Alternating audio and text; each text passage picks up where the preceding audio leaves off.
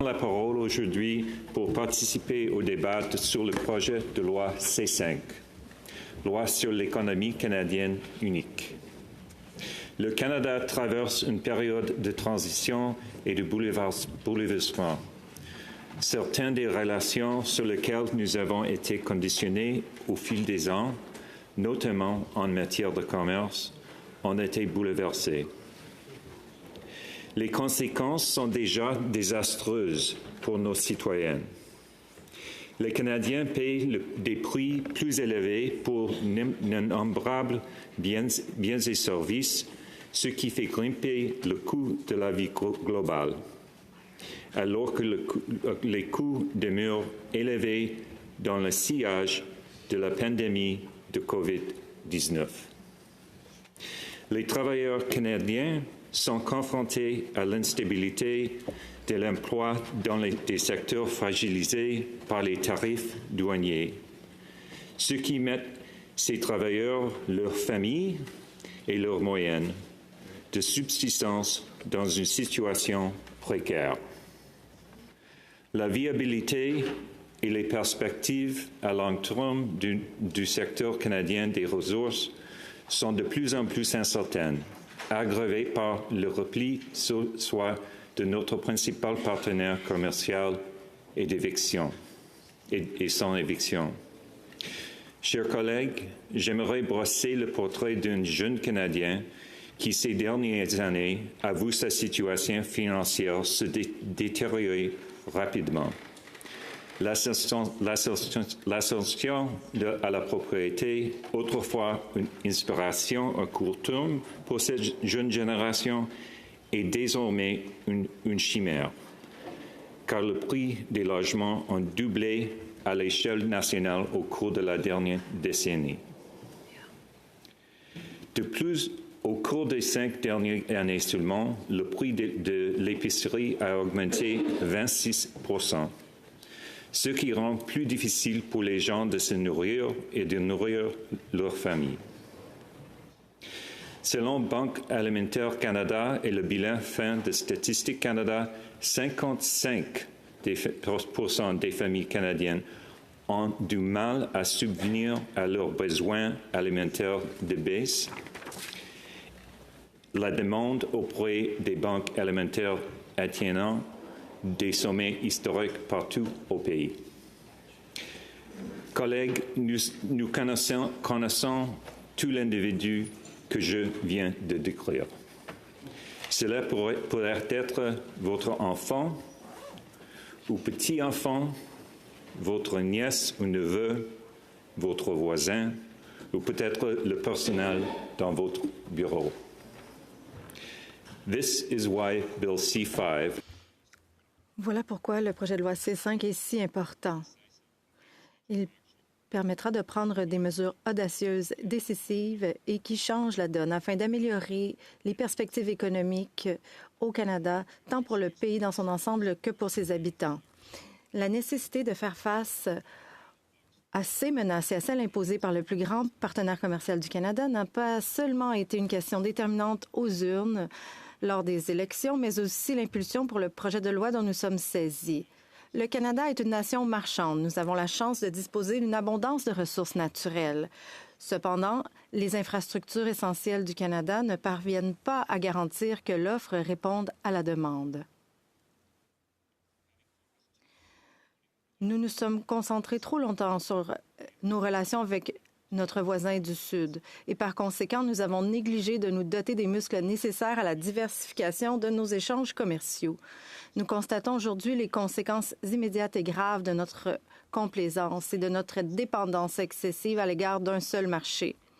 Affaires mondiales souligne que 65 % de l'activité économique du Canada est liée au commerce international. Au lieu de donner la priorité à notre voisin immédiat, souvent en lui offrant un prix nettement inférieur, il est impératif pour la prospérité et la croissance économique future du Canada que nous nous donnions les moyens de commercer davantage avec le reste du monde. Je voulais vraiment être enthousiaste à l'idée de soutenir ce projet de loi, mais en raison de son passage précipité au Parlement, nous n'avons pas eu l'occasion de l'examiner correctement.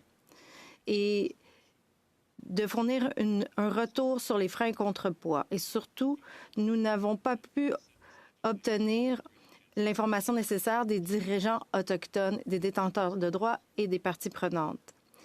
Il faut parfois ralentir pour aller plus rapidement. J'espère qu'avec les engagements du premier ministre et de son cabinet, nous serons en mesure de surmonter ces difficultés et d'atteindre l'objectif du projet de loi. Et je soutiendrai le projet de loi. J'aimerais préciser les antécédents que j'apporte avec moi au Sénat. Avant d'avoir été nommée au Sénat, j'ai passé 13 ans au sein de l'équipe de direction la plus grande installation portuaire au Canada. J'ai vu des projets et des possibilités commerciales réussir et d'autres échouer.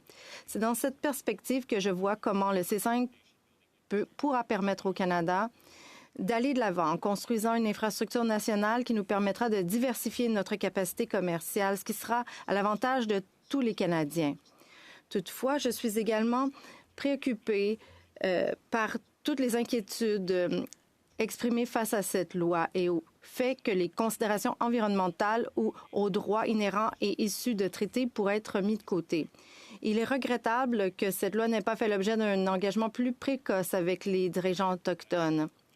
Cela dit, j'estime que le projet de loi garantit le respect des droits énoncés à l'article 35, même si ce n'est pas de manière aussi explicite que certains l'auraient souhaité.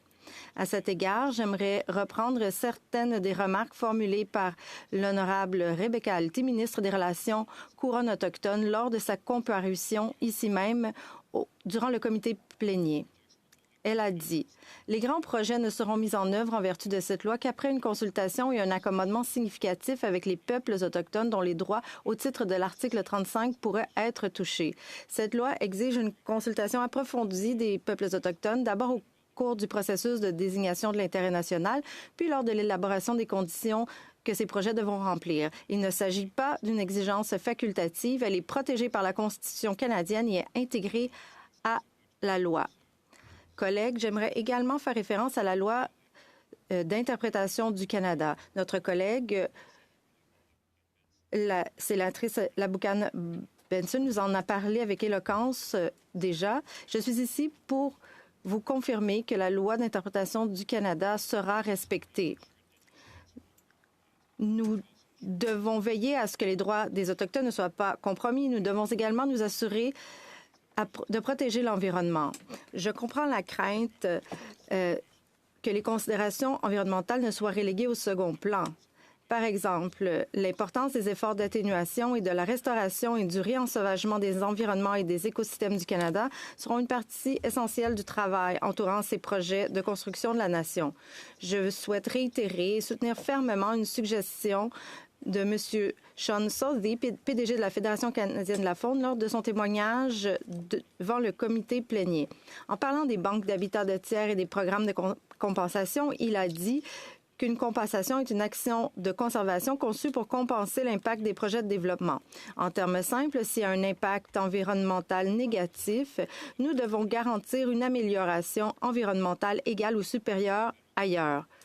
Nous encourageons le gouvernement fédéral à permettre ce recours en autorisant la mise en réserve d'habitat par des tiers dans le cadre de la loi sur les pêches. Il s'agit d'une solution qui est gagnante pour tout le monde. La restauration anticipée des habitats et la confirmation de son efficacité avant la vente des crédits sont bénéfiques pour la conservation. Les promoteurs, les champions de ces projets peuvent bénéficier d'approbations réglementaires rationalisées, tandis que nous reconnaissons les avantages environnementaux pour tous les Canadiens. Chers collègues, en substance, la mise en réserve d'habitat par des tiers consiste pour une organisation, autre que le promoteur responsable d'un projet, à créer, restaurer ou améliorer des habitats, puis à vendre des crédits à des promoteurs qui ont besoin de compenser les incidences environnementales de leur projet. Dans le cadre de cette approche, l'habitat est construit et prouvé comme étant fonctionnel avant de pouvoir être utilisé comme compensation, contrairement à l'approche actuelle qui exige des compensations qui n'ont pas encore été créées ou prouvées. Bien qu'il faille du temps pour mettre en place un tel système, je continuerai à plaider en faveur de cette approche en tant que partie intégrante d'un cadre réglementaire plus efficace. Bien que j'appuie l'intention et l'objectif du C5, j'aimerais également reprendre un point soulevé par l'honorable Lisa Raitt lors de la réunion du comité plénier. Madame Raitt s'est inquiétée de la possible politisation des processus décisionnels dans le cadre de ce projet de loi. Bien que les amendements aient répondu à une partie de ces préoccupations, Mme Raitt a plaidé pour le rétablissement du Bureau de gestion des grands projets tel qu'il était structuré pendant le mandat du premier ministre Harper. Ce bureau, dirigé à l'époque par Ressources naturelles Canada, était une initiative horizontale regroupant 12 ministères et organisations fédérales. Il avait pour mission d'améliorer le processus d'examen des grands projets de ressources naturelles. Il est important de noter que cette initiative était régie par un comité de sous-ministres qui fournissait des orientations pour résoudre les problèmes liés au projet et à la politique et qui assurait une véritable responsabilité. Ayant travaillé dans le cadre du développement de grands projets sous les gouvernements successifs, je peux attester de l'efficacité de ce modèle. Il a permis aux sous-ministres de se concentrer sur la réalisation des objectifs tout en dépolitisant la gouvernance autour de l'approbation et de la mise en œuvre des grands projets, une préoccupation qui a été par ailleurs exprimée au sujet du C5. Alors que le gouvernement s'apprête à créer un nouveau bureau chargé de superviser les projets d'intérêt national, je l'invite vivement à rétablir ce modèle efficace, en particulier la composante relative à la surveillance et à la responsabilité qui est ancrée au plus haut niveau de la fonction publique.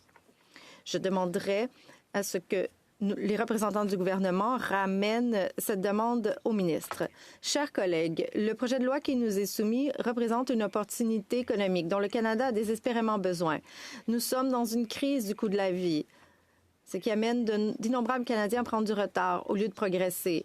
Nous avons une pénurie de logements, notre système de santé est surchargé, manque de personnel, le changement climatique continue de faire des ravages dans nos écosystèmes, dis-je, et nécessite un financement pour faire face à ces effets et les atténuer. Nos récents engagements en matière de dépenses en défense sont essentiels, mais ils signifient que nous travaillons avec moins de fonds pour d'autres domaines. En outre, les investissements dans les infrastructures essentielles pour les Autochtones, tels que l'eau potable, font cruellement défaut. Nous avons besoin d'une économie croissante et florissante pour financer toutes ces initiatives. En bref, ne lions pas les mains du gouvernement pour qu'il réalise pourquoi les Canadiens ont voté. Soutenons plutôt ce projet de loi tout en demandant au gouvernement de rendre des comptes des nombreux engagements qu'il a pris pour assurer la prospérité économique d'une manière qui respecte l'environnement, respecte les droits en vertu de l'article 35 et qui reflète les engagements du Canada à l'égard de la Déclaration des Nations unies sur les droits des peuples autochtones. Chers sénateurs, donnons au gouvernement la chance de prouver qu'il est en mesure de relever ce défi. Merci. Miigwech, thank you.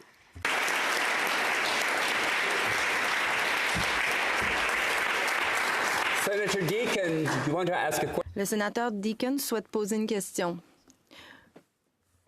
Allez-vous prendre une question? Oui, merci. Vous apportez un point de vue très intéressant.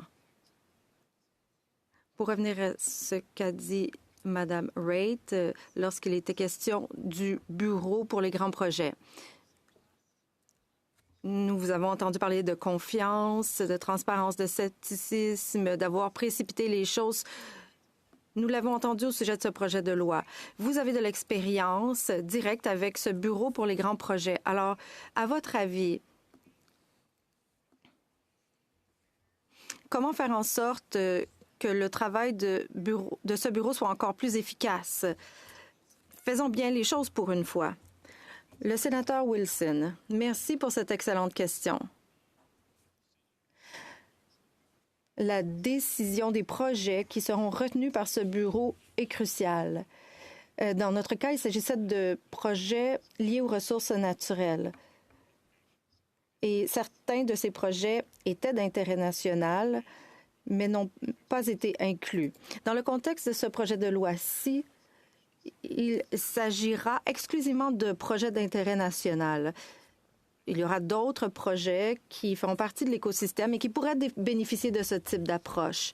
Alors, pourquoi ne pas nous en servir comme projet pilote afin de déterminer ce à quoi pourrait ressembler le modèle appliqué par le gouvernement en vue de l'appliquer à d'autres domaines?